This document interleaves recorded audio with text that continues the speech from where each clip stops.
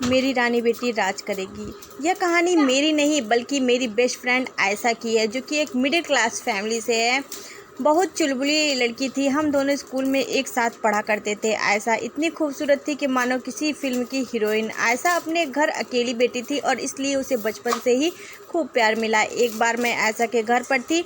उसकी माँ ने उसे डांटते हुए कहा, आयशा पढ़ाई में भी दिल लगाया कर, वरना इस बार बीए की परीक्षा में पास नहीं होगी। उसकी माँ ने इतना ही कहा था कि आयशा के पिता बोल पड़े, अरे रहने दो तुम, मैं अपनी बिटिया के लिए सबसे अमीर घर ढूंढूंगा। मेरी बिटिया तो राज करेगी।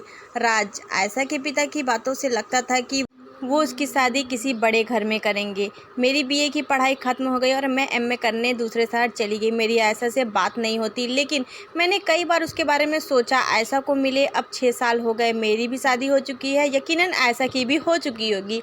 एक दिन मुझे किसी काम से बाजार के लिए साइबर कैफ़े में जाना पड़ा। जब मैं साइबर कैफ़े से बाहर आई तो एक लड़की खड़ी थी जो बहुत जानी पहचानी लग रही थी। गौर से देखा तो मैं खुशी से उछल पड़ी, क्योंकि ये आयशा थी। मैं उसके पास गई और उसे गले से लगाया और उसका हाल चाल पूछा।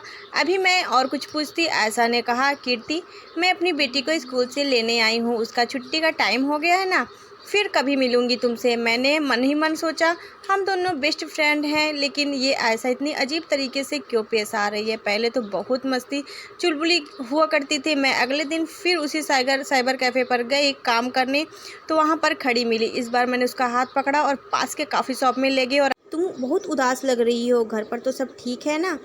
आयशा ने अकबके मन से मुझे कहा कि हाँ सब ठीक है, लेकिन मैं जानती थी कि कुछ तो गड़बड़ है।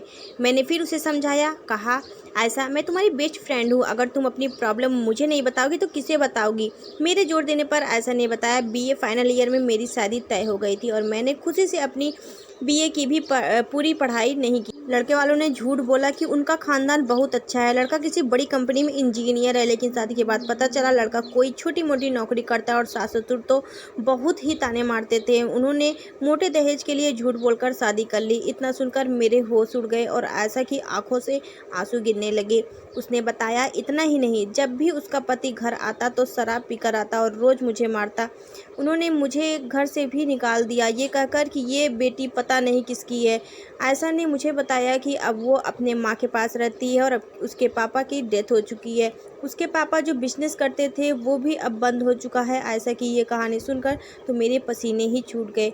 दोस्तों, हर माँ बाप हमेशा यही कोशिश करते हैं कि उनकी बेटी की शादी किसी बड़े घर में हो, वो पूरी उम्र राज करे, लेकिन कई बार किस्मत को कुछ और मंजूर होता है। इसलिए हर माँ बाप की ये जिम्मेदारी बनती है कि उनकी बेटी आत्मनिर्भर बने और अच्छी शिक्षा हासिल करे, ताकि शादी के बाद वह अपना सिर गर्व से ऊंचा रखकर चल सके। अपनी बेटियों को आर्थिक रूप से इतना सशक्त जरूर बनाएं ताकि वह शादी के बाद भी आत्मनिर्भर हो सके। दोस्तों, हमें उम्मीद है कि ये कहानी आपको बहुत पसंद आई होगी।